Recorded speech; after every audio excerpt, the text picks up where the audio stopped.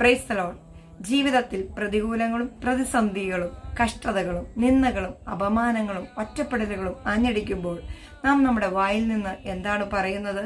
ഭക്തൻ ഇങ്ങനെ പറയുന്നു, തന്റെ ജീവിതത്തിൽ പടയല്ല പടക്കൂട്ടങ്ങൾ ആഞ്ഞടിച്ചപ്പോൾ, മതില് പോലുള്ള വിഷയങ്ങൾ നിന്നപ്പോൾ 2 ശമൂവേൽ 22 ഇങ്ങനെ പറയുന്നു, നിന്നാൽ ഞാൻ പടക്കൂട്ടത്തിന്റെ നേരെ പാഞ്ഞു ചെല്ലും.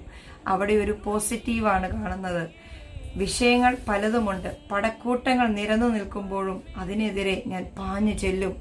എന്റെ ദൈവത്താൽ ഞാൻ മതിൽ ചാടി കടക്കും. അതെ, മതില് പോലെ തടസ്സമായി പല വിഷയങ്ങൾക്കും വിടുതൽ കിട്ടാതെ നിൽക്കുമ്പോൾ, മതിൽക്കെട്ടുകളായിട്ട് നിൽക്കുമ്പോൾ അതിനെ ചാടിക്കടക്കുമെന്ന് പറയണമെങ്കിൽ നമുക്കൊരു ഉറച്ച വിശ്വാസം, ദൈവത്തിൽ ഉറപ്പുള്ള വിശ്വാസം നമുക്കുണ്ടെങ്കിൽ മാത്രമേ അങ്ങനെ പറയാൻ സാധിക്കുകയുള്ളൂ. അങ്ങനെയെങ്കിൽ ഇന്ന് ഇത് കേൾക്കുന്നവർ ഏതെങ്കിലും വിഷയത്തിൽ കൂടെ കടന്നു പോകുന്നുണ്ടെങ്കിൽ പോസിറ്റീവ് സംസാരിക്കുക.